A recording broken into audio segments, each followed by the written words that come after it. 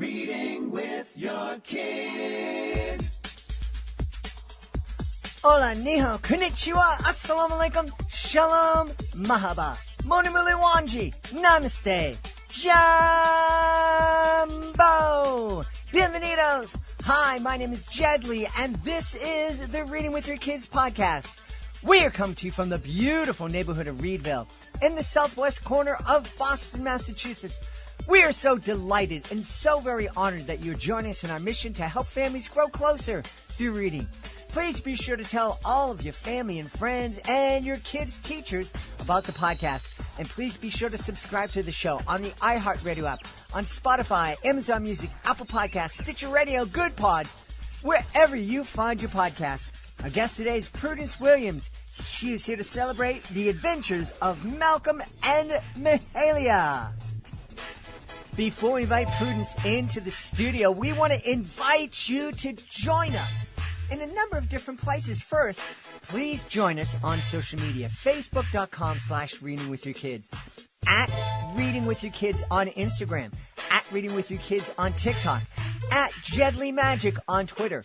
We also have a great page on Pinterest.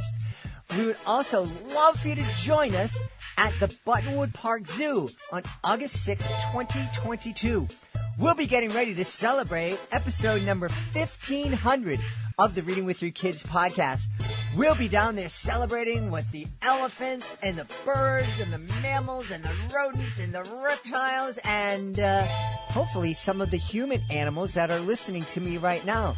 Buttonwood Park Zoo is located in beautiful New Bedford, Massachusetts.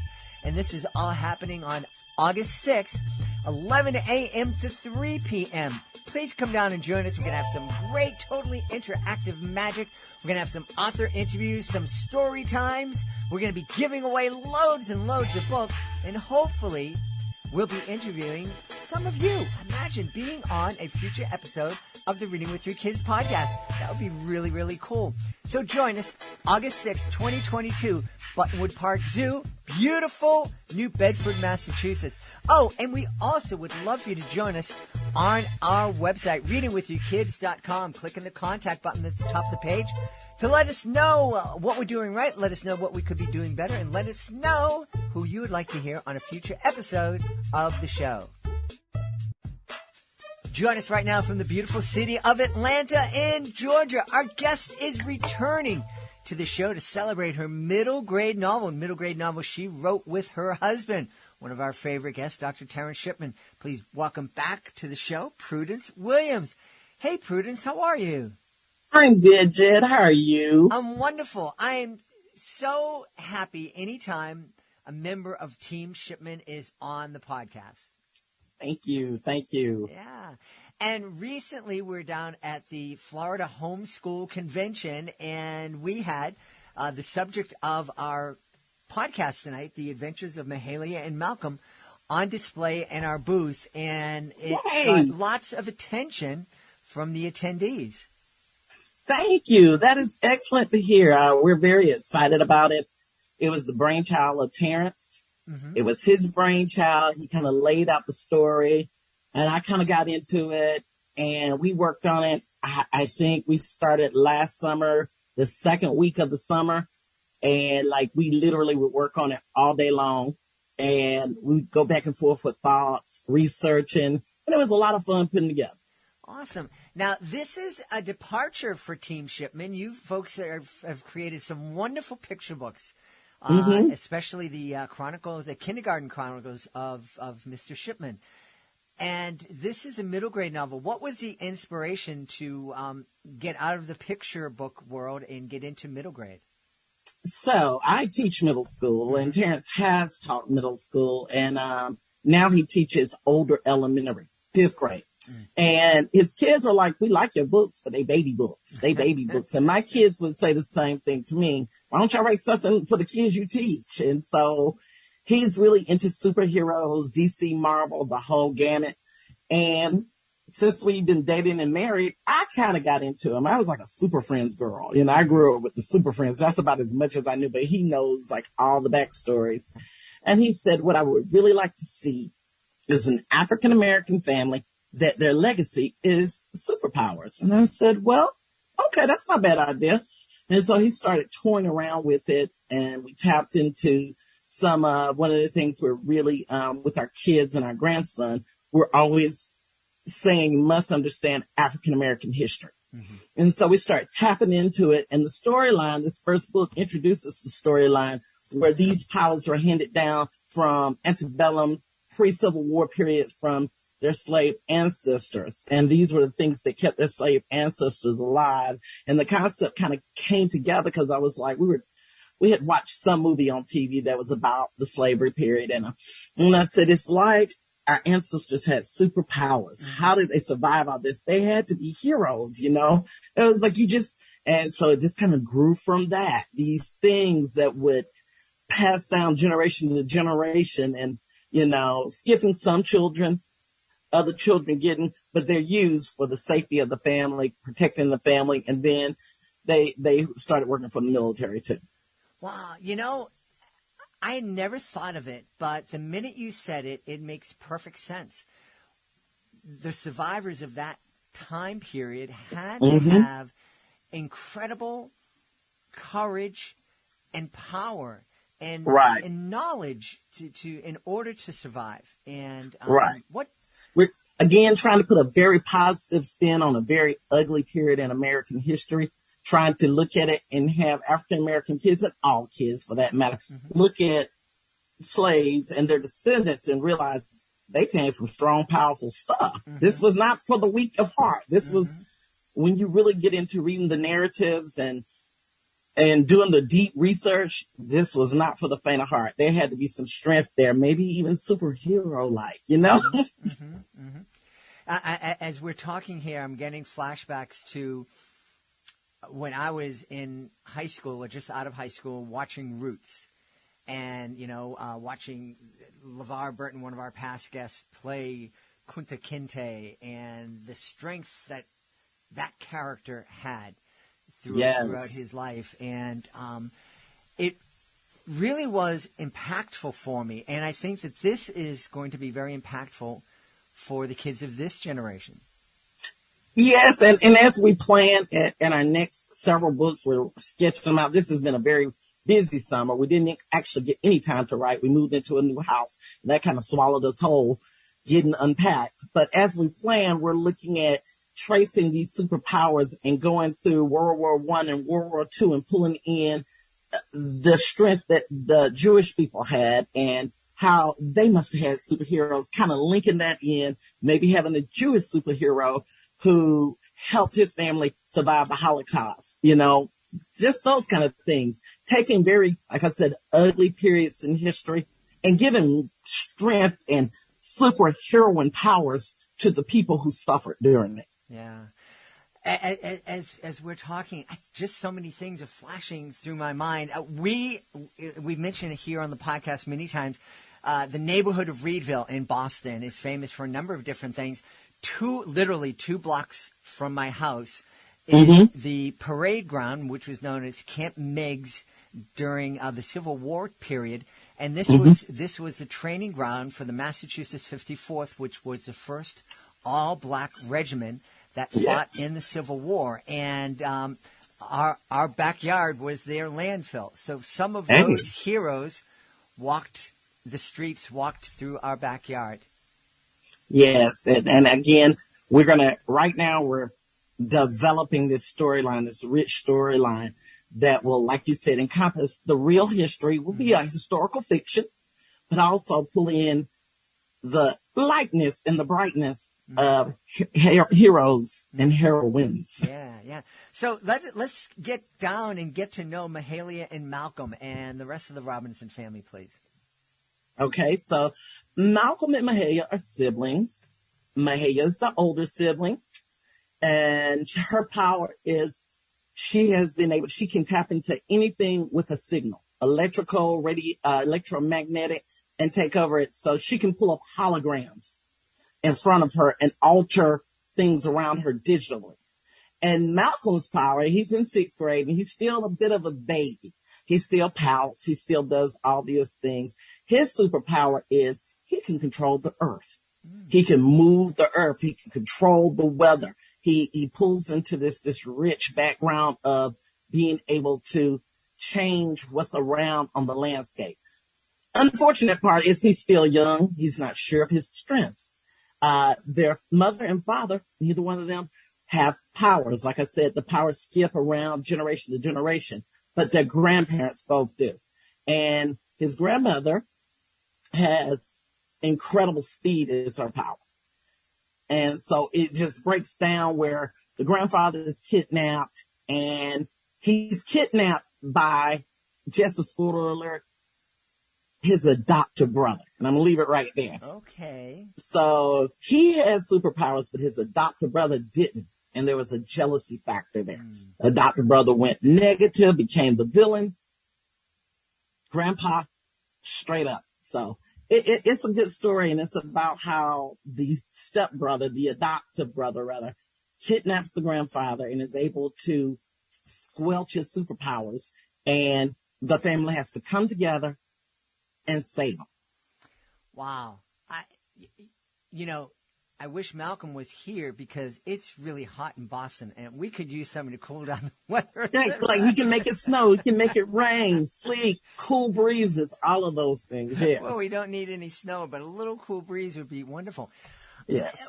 How much fun was it writing? Because these are fun characters, and I really love, and we've talked about this on the podcast, I love celebrating the intergenerational relationships and the relationships between grandparents and their grandkids, because I don't think here in the United States that's celebrated as much as it should be, because those relationships are very, very special. Absolutely. We have 4 kids between us, and all of them are incredibly close to their grandparents. And we have one grandbaby, he's 2. And when I say you're right, it is a very special, innocent, and sweet relationship. You just love your grandbabies. Mm-hmm. They're like the best things ever. And we try to highlight that relationship, that these 2 children are with their grandmother. And we also play an aunt who has superpowers. And it's just the tightness that this has been. You're, talking about how they know all the spots in the house where the house is equipped with a lot of special features. Mm-hmm. And the grandbabies know where they all are. Because, grandma and granddaddy show you everything. Mm-hmm. You go to grandma and granddaddy's house, you have much more reign than you ever did in your own parents' house. Mm-hmm. You get to do things that you just never got to do. And so there's the opening scene.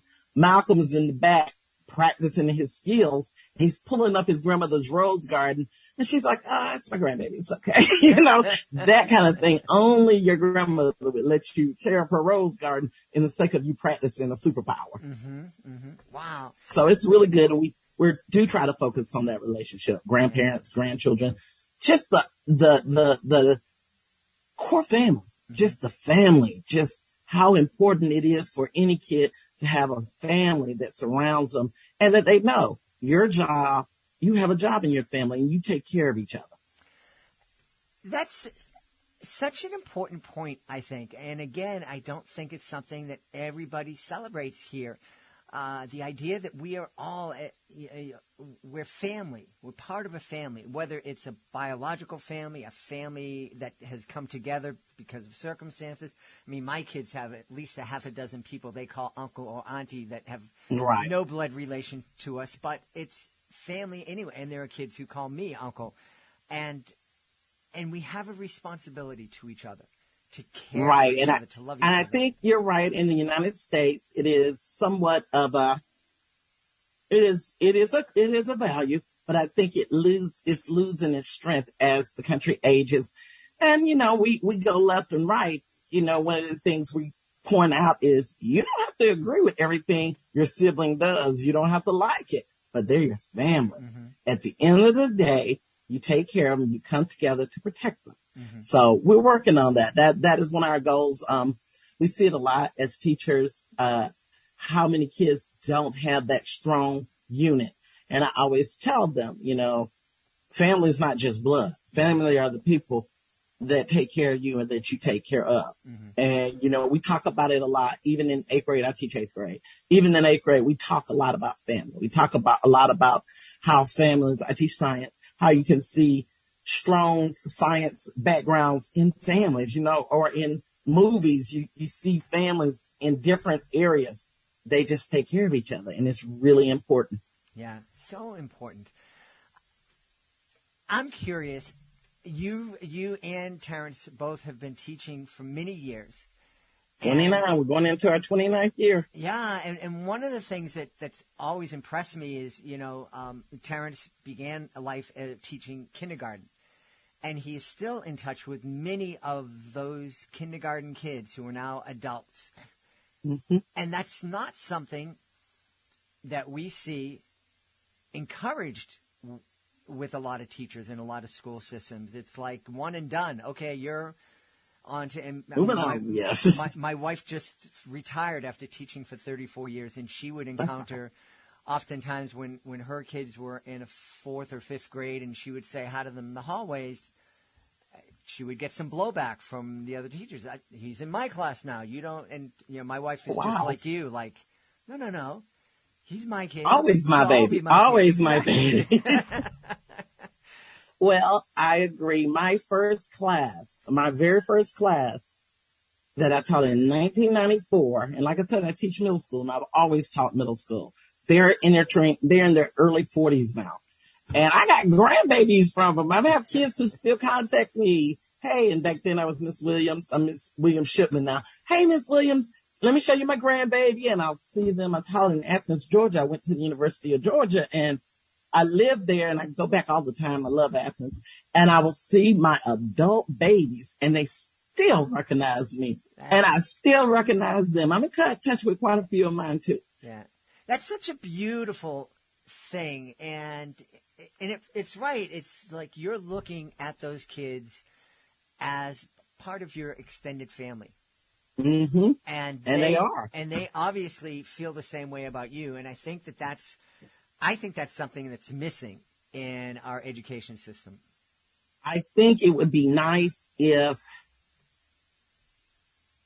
teaching, when I started teaching was much more stationary. It was not unheard of to have a teacher teach in the same building for 20 or 30 years. Mm-hmm. Now teaching is much more fluid. Everybody's like, the school systems compete against each other, stealing teachers. And so it's hard to build that long legacy. I actually have only taught in 4 buildings in 29 years. And most of them I moved because I literally relocated to another area, so I couldn't teach there anymore. But yeah, it is something that I don't see as much of anymore. Mm-hmm. But I do encourage young teachers and older teachers to get to know your students. Mm-hmm. Relationships, huge part of teaching. I often get asked, how have you been successful with middle school? You literally teach them at the absolute worst age. Mm-hmm. So I build relationships. Mm-hmm. They make me laugh nonstop. And I build that relationship. I said every day is a new day. Every day we start fresh. No matter how bad the day before was, we start fresh. And by doing that, you build this relationship with these kids. You build this relationship with their families, where in the last 2 years, it has really been strength with that virus and pandemic and everything. Those relationships, teaching online. My strongest kids were the ones who they had never seen me. I taught almost a full year online. We did not go back until after April. Mm-hmm. And when we finally got back, it was like just putting a face with them. It was like, and we couldn't hug, but I was like, I wanted to hug you because I've been getting to know you, and now I can put you all together. I had all these little fragments of a kid, mm-hmm. and I was able to put them together, and, those relationships. Mm-hmm. And I think, honestly, the group that went out in 2020 and the group that I had in 2021 will be one of the most interesting memories for me. Mm. The group we left with, we didn't get to close out the year, and that's so important. Mm-hmm. And the group that we came back to, didn't get to start the year normally. So I'm looking forward. I start work tomorrow. Actually, it's my first day of school. Oh. And so I'm looking forward to going and getting set up and meeting this group and having a normal year.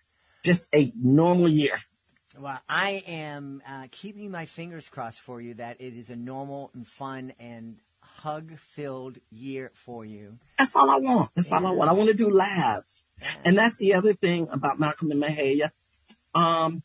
We tapped really hard. I was like, I want a book that tells real, truthful science. Because I'm a science teacher. That's it. So we did a lot of, researching a lot of their coordinates in the book and about an island that we use. If kids researching it, it's true. There's elements in the book that we talk about the different characteristics and properties of elements on the periodic table. It's true. I was like, I get very frustrated with science fiction because sometimes as a science teacher, it leans too far into fiction. I want these things for kids to know you don't have to make it up. Right. Science is so incredible.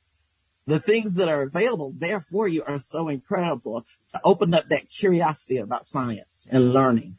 Yeah, that is true.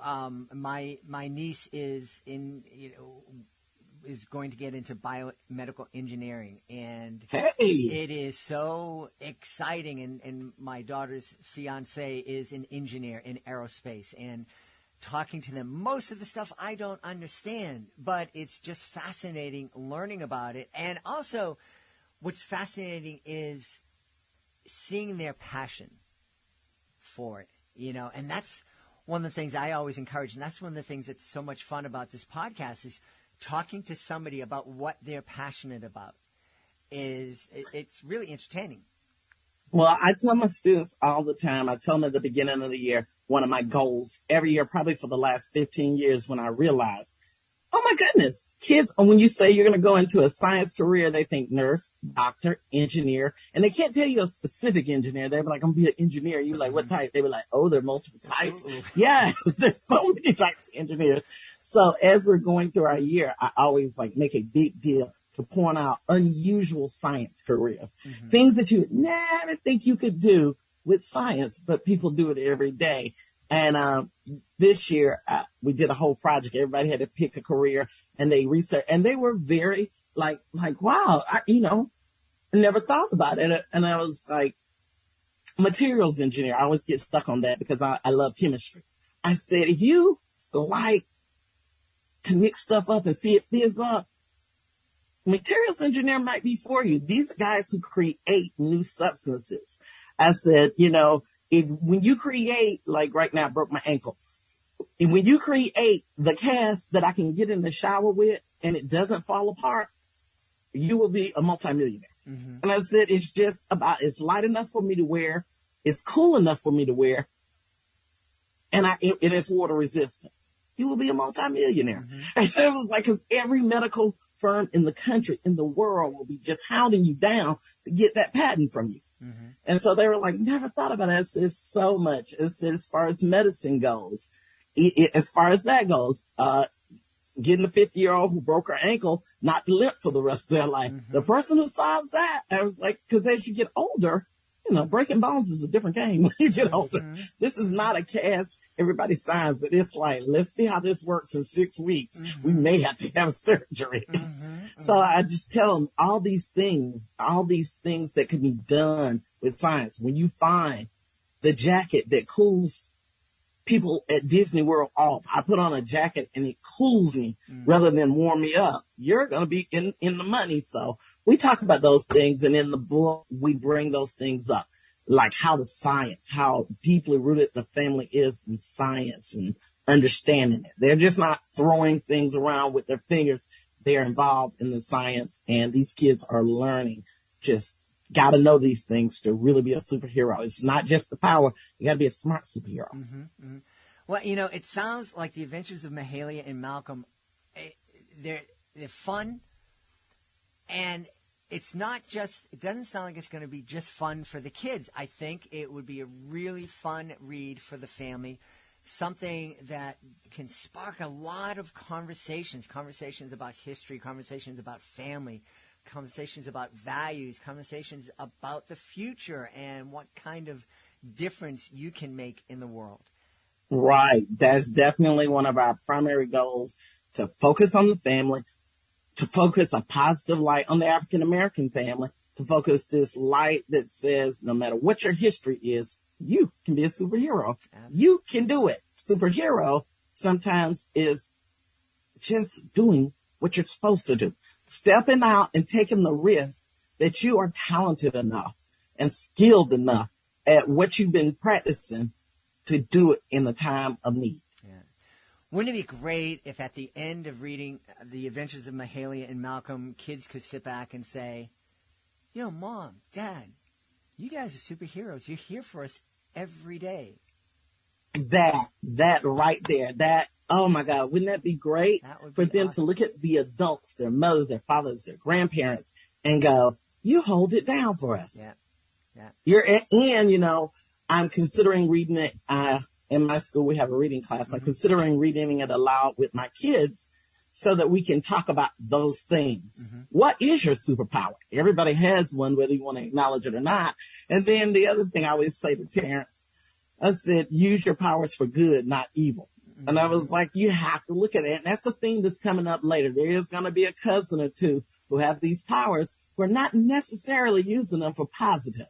What do you do when you have a family member that's not doing right with the talents they have? Mm-hmm. Those are things that sometimes are hard for kids to talk about. Mm-hmm. You know, I look at my middle schoolers, and one thing about middle schoolers are they're not the best decision makers in the world. They sometimes have these talents that they use very, very incorrectly or inappropriately. Mm-hmm. And that's one of the things I really want to tap into. You have the superpower. Yeah. Are you using it as you should? Yeah, yeah. And is it bringing out the best in you, not the worst? Yeah. Well, I'm really excited. Do you have an idea of how many books you're planning for the series? Right now, we know that we have at least 2 more. Our goal is, I'm working on something totally unrelated. So I told Terance, pause. I got 3 books I'm working on right now, and I was like, I got to finish these. So our goal is to next summer push out 1, definitely have it done between January and the end of the school year, and have 1 pushed out, and then work on another one next summer. Awesome. So bam, bam, in the next 18 months, push out 2 more. We kind of have them floor planned out. We just got to go back and put the story around them, work on continuity, and make sure everything fits. All right. Well, we are excited, and we are happy that you fit the Reading with Your Kids podcast into your schedule, so we had this chance to talk today. Well, I'm glad about it, too. I've enjoyed it. Prudence, remind everybody where they can go to find out more about the adventures of Mahalia and Malcolm. Okay, first place is Terance's web page, which is Terance, Terance, Shipman, SHIPMAN.com. You can also find us on Amazon, Barnes & Noble, and Walmart actually carries us occasionally. We pop in and pop out of Walmart. Okay. So if you look. But the best price is going to be at the TeranceShipman.com website. Awesome. We've had a great time speaking to one of the authors of The Adventures of Mahalia and Malcolm, Prudence Williams. Hey, Prudence, thanks so much for being with us. Thank you, Jed, for having me. I appreciate it. Please be sure to join us for the next episode of the Reading with Your Kids podcast. Our guest will be Jessica Spear. She'll be on to celebrate her new book. It's called Middle School Safety Goggles Advised. Talk about some great insight into a time of life that many people find very, very difficult. Middle school. The kids in it and the parents of the kids who are in it. That's the next episode of the podcast. Want to thank the folks who made today's show so wonderful. Of course, we want to start by thanking our guest, Prudence Williams. Please be sure to check out Malcolm and Mahalia. The Adventures of Malcolm and Mahalia. A great book that she wrote with her husband, Dr. Terance Shipman. Also want to thank my team, Fatima Khan, Rory Grady, Nicole Bell Castro, Mirabella Q, Rain Pan. I want to thank my beautiful wife for all the support she gives me. Most of all, we all want to thank you.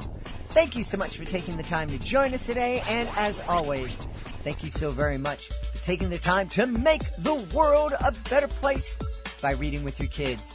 I'll be looking for you in the next edition of the Reading with Your Kids podcast.